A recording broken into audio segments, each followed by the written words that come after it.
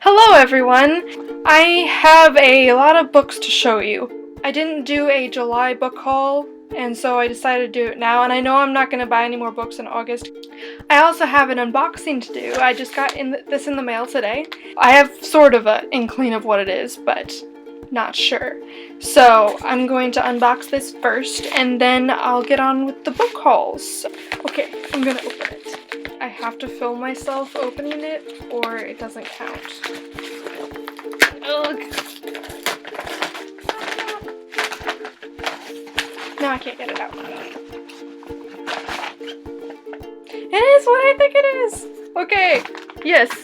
Okay, so James Knapp is the author of this book, Alice in No Man's Land. I offered to review this book for him, and so he sent me a free copy. And so this will be on the top of my TBR for this August, even though I already have 5 other books I'm reading. But I'm almost finished with a couple of them, so I'll probably start this very soon. Okay, now on to the books that I got in July. I got a few books in July. One of them was for pleasure, and the other ones were for my literature class that I'm taking this fall. Also, I have one for my directing class. So the first book that I got in July was this book called Memes by Lemore Schiffman. I got this at the Art Institute of Chicago. It's about internet memes. I thought it looked really interesting, and I learned about memes in my aesthetics class, Aesthetics of Theater, last year, so I just thought I would pick this up and read it, because I was interested. The rest of the books that I have in this box are for my 2 classes, my literature class and my directing class. So this first one is called The Devil's Highway by Louis Alberto Ria. I'm not sure what a lot of these books are about. So this book is about a group of men who, I think it's a true story. It's a group of men that attempted to cross the Mexican border into the desert of southern Arizona, I'm reading the back, through the deadliest region of the continent, the Devil's Highway. And then he wrote about what happened to them. The second book that I'm reading for my literature class, I don't know exactly what order I'm reading them in, but just in the order that I'm showing you, this is what I'm going with. The second book is called Wild by Cheryl Strayed. It's at 22. Cheryl Strayed thought she had lost everything. Oh, so it's about the author. I think it's also a movie. In the wake of her mother's death, her family scattered and her own marriage was soon destroyed. 4 years later, with nothing more to lose, she made the most impulsive decision of her life. With no experience or training, driven only by blind will, she would hike more than 1,000 miles of the Pacific Crest Trail from the Mojave Desert through California and Oregon to Washington State, and she would do it alone. So that's what that one's about. These next 2 books, these go together sort of. This book is called On the Road by Jack Kerouac. I think that's how you say it. My friend Natalie, she told me about about what this book was about. It's about this guy who wrote this whole novel on the road on a piece of typewriter paper, and it was just like a scroll of typewriter paper, and that's what this book was written on, and apparently it's very critically acclaimed and stuff. This next book that I have, Looking for Jack Kerouac by Barbara Shoup, is, I believe, a response to this book. And the last book that I'm reading for my literature class, I'm really excited about, because I've never read this series, and it's a very popular series that I have not read yet. It's The Fellowship of the Ring by J.R.R. Tolkien. I've actually only seen the first Hobbit movie, and that's all my knowledge about anything Lord of the Rings or Hobbit. This last book for class is for my directing class that I'm taking. It's called Backwards and Forwards, a Technical Manual for Reading Plays by David Ball. Basically is what the title says it does. It teaches you how to read plays critically and how to analyze them. Now on to my August book haul. The first book that I'm going to show you from my August book haul is called Every Day by David Leviathan. David Leviathan also wrote Will Grace and Will Grace, which he wrote with John Green. This is basically about a person who, his or her, I don't know. That's the person's name, is A. Wakes up in a different body every single day. And then it says one day A wakes up in the body of Justin and meets Justin's girlfriend. And then he says, from that moment, the rules by which A has been living no longer apply because finally A has found someone he wants to be with, day in, day out, day after day. The second book I'm going to show you guys today is Clockwork Princess by Cassandra Clare. I said that I was going to try to find a paperback copy of this because all my other books that I have of this series and of the Mortal Instruments series are in paperback. But I saw this one at Half Price Books and it was only $10 and it's a collector's first edition. And if you look on the inside cover of the outside thing, it has a family tree of the Herondales and the Lightwood families, and I just couldn't say no. So now I have this copy instead of the paperback, but it's not all that bad because it's beautiful. I am on book 5 in the Mortal Instruments series. I have not read book 5 yet, but I'm on book 5, and I have not read any of the Infernal Devices yet, but I plan on reading them once I finish the Mortal Instruments. The next book that I have to show you guys today is Fallout by Ellen Hopkins. I have read the first 2 books in this series. It's Crank and Glass, and this is, I believe, the finale of that series. It's the trilogy of this series. It's about this girl named Christina.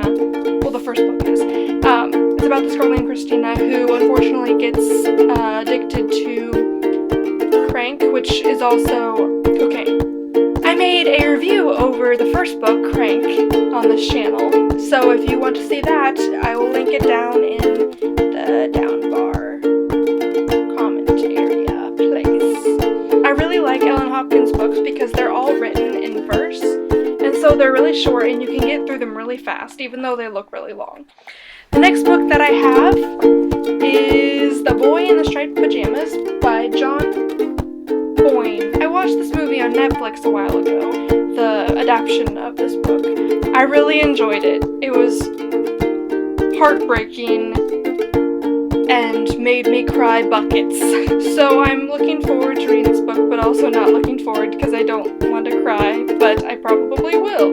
This book is about a boy named Bruno, and he is the son of a Nazi soldier, or Nazi general, or something like that. His family moves close to a concentration camp because of the father's work. Bruno finds a gate next to the concentration camp, and he starts a friendship with one of the Jews that got locked up in the concentration camp. And it's just the story of them and how their lives take different turns and stuff like that. And it's really good. At least the movie is. I haven't read the book yet, but I'm sure the book is just as good. The next book I'm going to show you guys is Unholy by Neil Shusterman. This book is the second book in the Unwind series. It's basically this dystopian series about this world where abortion is not there. It's not in existence. I'm going to read you guys the little Bill of Life thing. That's basically, it explains what the book is about and what they did about the abortion law and stuff like that. But basically, this is what it is. It's called the Bill of Life, and it's what their people and their world live by. The Second Civil War, also known as the Heartland War, was a long and bloody conflict fought over a single issue. To end the war, a set of constitutional amendments known as the Bill of Life was passed. It satisfied both the pro-life and the pro-choice armies. The Bill of Life states that human life may not be touched from the moment of conception until a child reaches the age of 13. However, between the ages of 13 and 18, a parent may choose to retroactively abort a child, on the condition that the child's life doesn't technically end. The process by which a child is both terminated and yet kept alive is called unwinding. Unwinding is now a common and accepted practice in society. It's just I really enjoyed it. The world was set up very nice, and it had a lot of action in it, and if you like the Hunger Games, you'll like it.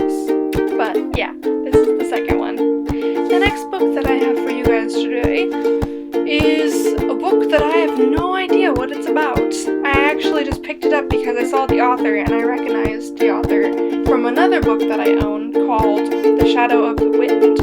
I have actually never read that book either, but this book, it's called The Prisoner of Heaven by Carlos Ruiz Zafón. But this book, I'm going to read the little inside thing because I have no idea what it's about. It says, Barcelona, 1957. It is Christmas, and Daniel Sampier and his wife Bea have much to celebrate. They have a beautiful new baby son named Julian, and their close friend Fermín Romero de Torres is about to be wed. But their joy is eclipsed when a mysterious stranger visits the Sampier bookshop and threatens to divulge a terrible secret that has been buried for 2 decades in the city's dark past. His appearance plunges Fermín and Daniel into a dangerous adventure that will take them back to the 1940s and the early days of Franco's dictatorship. The terrifying events of that time launch them on a search for the truth that will put into peril everything they love and ultimately transform their lives. The next 2 books that I'm going to show you are ones that my friend Natalie picked out for me at the store. I told her to pick out 2 books for me to read, and I will read them. And she did that. And so, the first one is called Tell the Wolves I'm Home by Carol Rivka Brunt. I will read the back for you because I haven't memorized what this book is about yet. 1987. The only person who has ever truly understood 14-year-old June Elvis is her uncle, the renowned painter Finn Weiss. Shy at school and distant from her older sister, June can be herself only in Finn's company.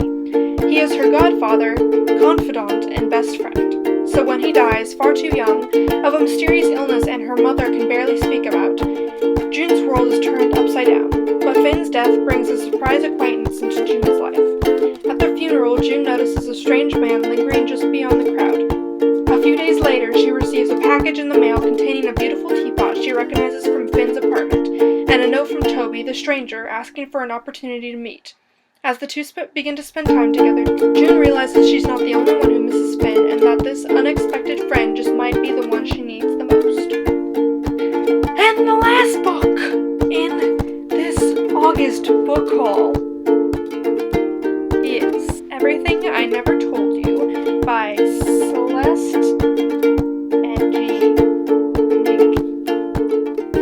I feel so bad, I can't pronounce authors' names. This book is about a Chinese-American family living in the 1970s in Ohio. My friend Natalie said this book was really sad, and so I will probably read this on a rainy day, or maybe when I'm feeling sad, or maybe if I just need a life-changing book. That is it for my July-August book haul unboxing video. That was a long title.